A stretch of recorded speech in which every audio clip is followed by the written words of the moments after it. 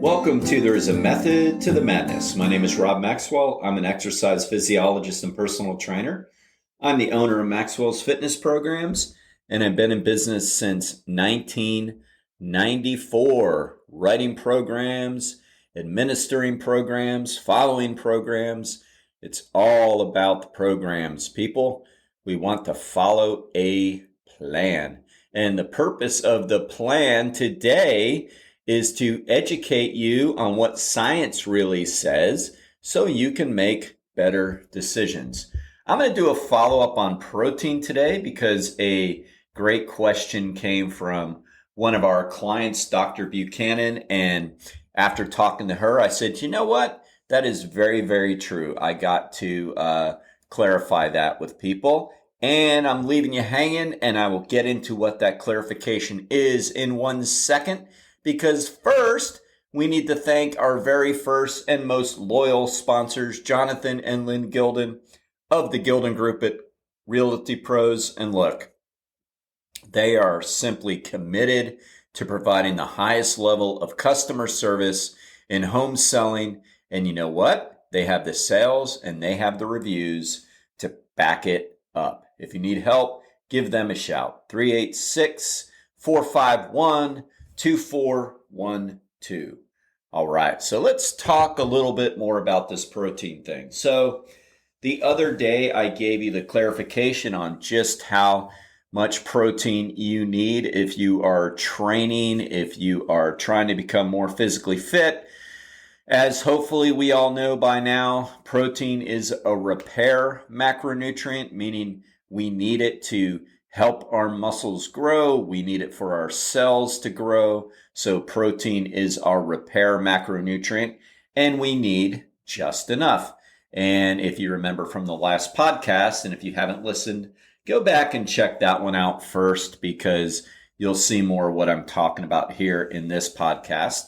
But we remember that we need 1.4 to 1.8 grams per kilogram of body weight to really determine what our protein needs are. So 1.4 on the lower end if you're physically active, and 1.8 on the higher end if you're really, really physically active and really putting a lot of time and energy into trying to gain muscle. You probably want to be closer to the higher end. But here's the key. So Dr. B brought up, and really we were having just a good conversation about it because she was talking about how she doesn't feel like she's getting enough protein based on those recommendations. And as we, kicked the can down the road a little bit and we're talking about what she was eating, I came to the conclusion, it's like, well, we have to base this off of our lean body mass. And, not to really, just kind of pat myself on the back with these podcasts, but that's why this podcast, I think, is very important because it's questions like that, because there is a method to the madness. So when the nutritional scientists are coming up with protein recommendations or free fatty acid recommendations or carb recommendations or calorie recommendations or micronutrient recommendations, whatever, like they're coming up with the research that they have and they're basing it off of numbers that they're currently using. Now, what we forget though is that when they're giving weight requirements, the weight needs to be in lean body mass because we don't really need to feed our fat mass. So take, for example, somebody who is 170 pounds-ish, and they're roughly 10% body fat. So that puts their lean mass closer to around 150 pounds. So that is the lean mass that we need to feed. That's the lean mass that is metabolic. Like fat mass isn't metabolic. Now, you could argue a person that has a higher percentage of weight in totality, whether it be lean mass or fat mass, is going to burn more calories walking around. Well, yes, that's true because they're simply carrying a heavier load everywhere that they go. I mean, that would be like saying if you grab a couple 25-pound dumbbells and everywhere you walk that day that you're not burning more calories. Well, of course you are. So the weight is basically external, because you could almost look at the fat weight as being external in many ways, because it is kind of like, for lack of a better word, dead tissue. Like you're not feeding that tissue, but you're still going to burn more calories with it walking around. But when we're talking about ingestion of calories, we can't count that weight, because that weight isn't feeding off of the energy that you're bringing in. So you have to count your lean body mass. So when you're doing your protein calculations at home, you're going to have to use your lean body mass or a very good estimate of it to figure that out, or you might be really over consuming protein. Because look, let's just use the 170 versus 150 example. And I'm using that because essentially that's my number. So I'm about 170 pounds and I'm about 10% body fat. And that equates to somewhere around 150 pounds of lean mass, give or take. So if I'm using that number divided by 2.2 times 1.8, because I stay to the higher end, that's going to be a good 20 to 30 gram of protein difference between if I use the 170 pounds. So obviously, or hopefully obviously, the 150 number is going to show a 20 to 30 decrease in the absolute grams of protein that I need. And that's a 10%, which is a pretty low number. So if your body fat is closer to 20%, I mean, then we're talking a difference of, say, 35 or 40 pounds of body weight. Like you could be 140 pounds, have 20% body weight, body fat, and really your lean mass is only around 95 to 100 pounds. That's far different than 140 when you're doing your calculations.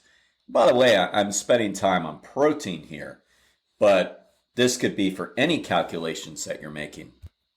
So the question is going to come up, how do I figure out my lean mass?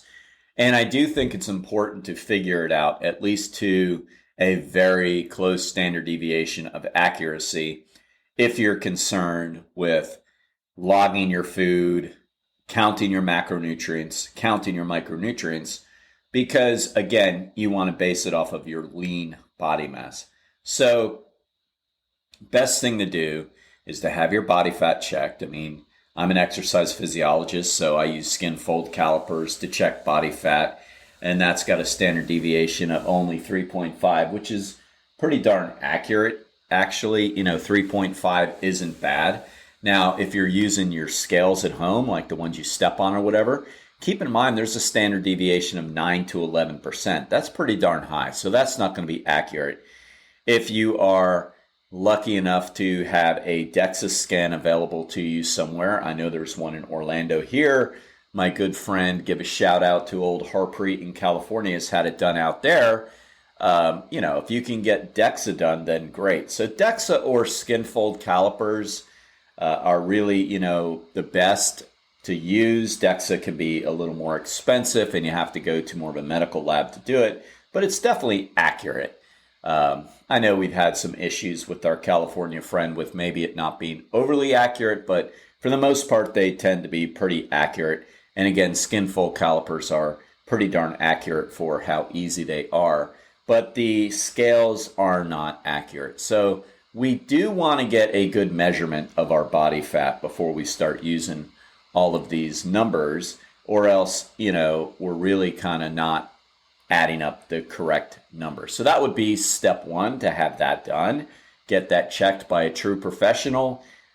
Make sure they've got the ACSM credentials or NSCA credentials or NASM credentials to check that, so they really know how to check your body fat, and or make sure you go to a lab and get a DEXA scan. So that's step one. And then step two is taking that lean body mass number. Sometimes it's under LBM, so lean body mass, or FFM, fat-free mass, might show up on the report. That's the number there. And then you would multiply that by whatever you're using for calories. Let's say you're using the 12. Some people multiply by 12. Some people multiply by 10.